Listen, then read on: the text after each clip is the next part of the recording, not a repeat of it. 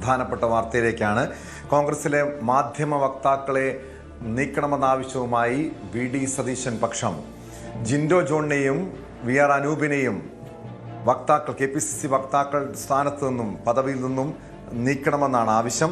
ഇതുമായി ബന്ധപ്പെട്ട് വി.ഡി. സതീശന്റെ ഏറ്റവും അനുകൂലിയായിട്ടുള്ള അടുപ്പക്കാരനായിട്ടുള്ള രാജു പി നായരാണ് കെ.പി.സി.സി. നേതൃത്വത്തിന് പരാതി നൽകിയിരിക്കുന്നത്. കിരൺ ബാബു ചേരുന്നുണ്ട് വിവരങ്ങളുമായി. കിരൺ ബാബു, നമുക്കറിയാം ഈ മുഖ്യമന്ത്രി പദവിയുമായി ബന്ധപ്പെട്ട് തുടങ്ങിയതാണ് കോൺഗ്രസിനകത്തെ ഈ തമ്മിലടി.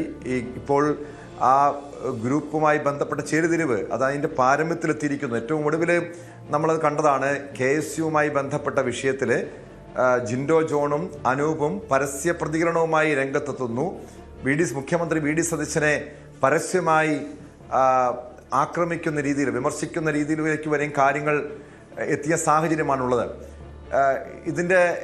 ഈ രണ്ടുപേർ മാറ്റണമെന്ന് മാത്രമാണോ ആവശ്യപ്പെടുന്നത്? അതോ ഈ മാധ്യമ വിഭാഗത്തിന്റെ ചുമതലയുള്ളത് ദീപ്തി മേരി വർഗീസിനാണ്? ദീപ്തി മേരി വർഗീസും വി.ഡി. സതീശനെതിരെ പരസ്യമായി വിമർശനം ഉന്നയിക്കുന്ന ഒരു വ്യക്തിയാണ്. നിലവിൽ എന്താണ് ഈ രാജു പി നായരുടെ പരാതിയിൽ പറയുന്നത്? വി.ഡി. സതീശൻ അനുകൂല പക്ഷത്തിന്റെ ആവശ്യം എന്താണ്? ടോമ, കോൺഗ്രസിനുള്ളിലെ പോര് ഏറെക്കുറെ പരസ്യമാവുന്നതിൻ്റെ ലക്ഷണങ്ങളാണ് പുറത്തു വന്നുകൊണ്ടിരിക്കുന്നത്.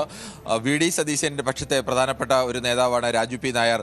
അദ്ദേഹവും മാധ്യമത്തിൻ്റെ വക്താവ് ചുമതലയുള്ള ആളാണ്. രാജു പി നായരാണ് ഇപ്പോൾ കെ.പി.സി.സി. അധ്യക്ഷന് കത്ത് നൽകിയിരിക്കുന്നത്. ചില മാധ്യമ വക്താക്കളെ മാറ്റണമെന്നാണ് ആവശ്യപ്പെട്ടിരിക്കുന്നത്. അതിൽ പ്രധാനമായും രണ്ടുപേരുടെ പേരുകളാണ്. ലിൻഡോ ജോസഫിൻ്റെയും അതോടൊപ്പം തന്നെ അനൂപ് വി.ആറിൻ്റെയും പേരുകളാണ് രണ്ടുപേരുടെ പേരുകൾ. അതോടൊപ്പം തന്നെ ഇതിൻ്റെ ചുമതലയുള്ള ദീപ്തി മേരി വർഗീസിനെ കൂടി ഇവർ ലക്ഷ്യമിടുന്നുണ്ട്.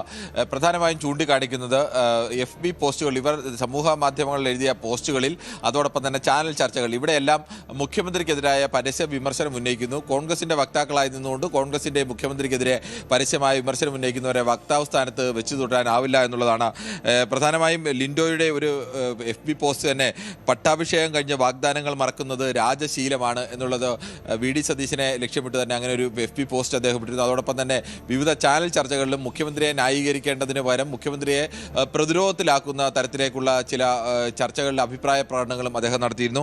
അനൂപ് വി.ആറും പറഞ്ഞത് ഈ KSU നേതാക്കൾക്കും അതോടൊപ്പം തന്നെ PM നിയാസിനുമൊക്കെ, KPC ജനറൽ സെക്രട്ടറിയായ PM നിയാസിനുമൊക്കെ മുഖ്യമന്ത്രിയെ കാണാൻ അനുമതി നൽകാത്തതിനെക്കുറിച്ച് ഹിന്ദു ഐക്യവേദി നേതാക്കൾക്ക് അനുമതി നൽകുമ്പോഴും ഈ നേതാക്കൾ KPC ജനറൽ സെക്രട്ടറിക്കും KSU പ്രസിഡന്റിനും എന്തുകൊണ്ടാണ് അനുമതി കിട്ടാത്തത് എന്നുള്ള ചോദ്യവും ഉന്നയിച്ചിരുന്നു. അനൂപും ഇതുപോലെ ചാനൽ ചർച്ചകളിലൊക്കെ മുഖ്യമന്ത്രിയെ പ്രതിരോധത്തിലാക്കുന്ന തരത്തിലേക്കുള്ള അഭിപ്രായ പ്രകടനങ്ങൾ നടത്തിയിരുന്നു. ഇതിൻ്റെ പേരിലാണ് ഈ രണ്ടുപേരെയും വക്താവ് സ്ഥാനത്ത് നിന്ന് നീക്കണമെന്നാവശ്യപ്പെട്ടുകൊണ്ട് കത്ത് നൽകിയിരിക്കുന്നത്. ഔദ്യോഗികമായി തന്നെ കോൺഗ്രസിന് അല്ലെങ്കിൽ വി.ഡി. സതീശൻ പക്ഷത്തിന് ചൂണ്ടിക്കാണിക്കാവുന്ന പ്രധാനപ്പെട്ട വിവരമാണ്. പാർട്ടി വക്താക്കളായിരിക്കുന്നവർ എപ്പോഴും പാർട്ടിയുടെ നിലപാടുകൾ പറയേണ്ടതാണ്. അവരുടെ ഗ്രൂപ്പിൻ്റെയോ അല്ലെങ്കിൽ അവർക്ക് താല്പര്യമുള്ള നേതാക്കളുടെ അഭിപ്രായങ്ങൾ പറയേണ്ടവരല്ല. അവർ അങ്ങനെ മുഖ്യമന്ത്രിയെയും സർക്കാരിനെയും പ്രതിരോധത്തിലാക്കുന്ന തരത്തിലേക്കുള്ള അഭിപ്രായ പ്രകടനങ്ങൾ സോഷ്യൽ മീഡിയയിലും ചാനലുകളിൽ നടത്തുന്നതിനെ തുടർന്നാണ് ഇത്തരം ഒരു ആവശ്യം ഉന്നയിച്ചിരിക്കുന്നത്. സ്വാഭാവികമായും ഈ ആവശ്യം വീണ്ടും ശക്തമായി തന്നെ ഉന്നയിക്കാൻ ഉള്ള സാധ്യത ന്യായമായ കാര്യമല്ലേ വി.ഡി. സതീശൻ പക്ഷം ഉന്നയിക്കുന്നത്, കിരൺ ബാബു?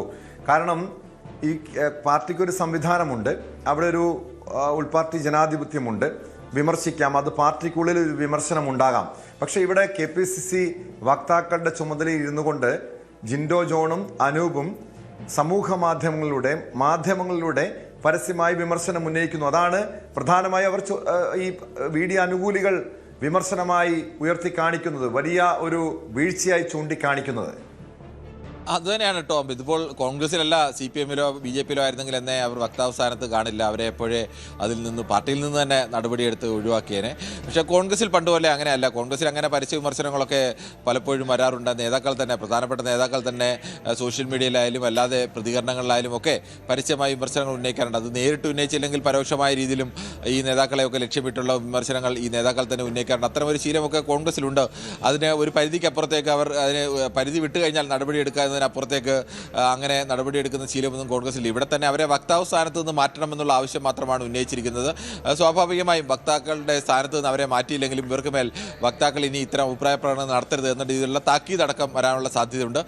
പരമാവധി അത്തരം നടപടികളിലേക്കൊക്കെ ആയിരിക്കും പോകാൻ സാധ്യതയുള്ളത്. പക്ഷേ അതുപോലും വി.ഡി. സതീശൻ പക്ഷത്തെ സംബന്ധിച്ച് അതൊരു നേട്ടമാണ്. എന്നുവെച്ചാൽ പരസ്യമായി മുഖ്യമന്ത്രിയെ വിമർശിക്കുന്ന അവസ്ഥയിലേക്ക് കോൺഗ്രസിൻ്റെ വക്താക്കൾ തന്നെ മാറിക്കഴിഞ്ഞാൽ അത് ഒരു പാർട്ടി എന്ന നിലയ്ക്ക് അവർക്ക് അംഗീകരിക്കാൻ കഴിയുന്ന കാര്യങ്ങളല്ല. അത്തരം ഒരു വിമർശനമാണ് ഇപ്പോൾ അവർ ഔദ്യോഗികമായി തന്നെ ഉന്നയിച്ചിരിക്കുന്നത്. അക്കാര്യത്തിൽ ഒരു കിരൺ നിയന്ത്രണം ബാബു, വരാൻ സാധ്യത. നമുക്കറിയാം നേരത്തെ ഉമ്മൻചാണ്ടി മുഖ്യമന്ത്രിയായിരുന്ന സമയത്ത് VD സതീശൻ അന്ന് KPCCയുടെ നേതൃതലത്തിൽ ഉണ്ടായിരുന്ന KPCC ഭാരവാഹിയായിരുന്ന VD സതീശൻ അന്നത്തെ മുഖ്യമന്ത്രിയെ പരസ്യമായി വിമർശിച്ചൊരു ചരിത്രം കൂടി ഉണ്ടല്ലോ. അങ്ങനെയൊക്കെ ഒരുപാട് ചരിത്രം ടോം കോൺഗ്രസിനെ ആലോചിച്ച് നോക്കിക്കഴിഞ്ഞാൽ അത്തരം ഒരുപാട് ചരിത്രമുണ്ട്. മന്ത്രിസഭയിൽ നിന്നുകൊണ്ട് തന്നെ കരുണാകരൻ മന്ത്രിസഭയിലും ആന്റണി മന്ത്രിസഭയിലും മന്ത്രിമാർ തന്നെ മുഖ്യമന്ത്രിയെ പരസ്യമായി വിമർശിക്കുന്ന അവസ്ഥ, മുഖ്യമന്ത്രി തന്നെ മന്ത്രിമാരെ വിമർശിക്കുന്ന അവസ്ഥ, അതൊക്കെ കോൺഗ്രസിനെ സംബന്ധിച്ച് അത്തരം കാര്യങ്ങളൊക്കെ ഉണ്ടായിരുന്നു. പക്ഷേ അത് ആ ഒരു കാലത്തെ കോൺഗ്രസോ ആ ഒരു കാലത്തെ സംവിധാനമല്ല ഇപ്പോഴുള്ളത്. കോൺഗ്രസ് പാർട്ടിക്ക് 10 വർഷത്തിലേറെ കാലം 10 വർഷത്തോളം കാലം അധികാരത്തിൽ നിന്ന് പുറത്തു നിൽക്കേണ്ടി വന്നു. കേന്ദ്രത്തിൽ അധികാരമില്ലാതെ 10ലേറെ വർഷക്കാലമായി നിൽക്കുന്നു. അത്തരമൊരവസ്ഥയിൽ ഇപ്പോൾ പാർട്ടിക്കകത്ത് നിന്ന് തന്നെ ഈ ിലേക്കുള്ള വിമർശനങ്ങളൊക്കെ വന്നു കഴിഞ്ഞാൽ അത് താങ്ങാനുള്ള ഒരു ശേഷി സ്വാഭാവികമായും കോൺഗ്രസ് പാർട്ടിക്കില്ല. കേരളത്തിലെ ഭരണം ഏറ്റവും നിർണായകമാണ്. അത് കേരളത്തിൽ മാത്രമല്ല ദേശീയ തലത്തിലടക്കം ഏറ്റവും നിർണായകമായ ഒരു സംസ്ഥാനമാണ്.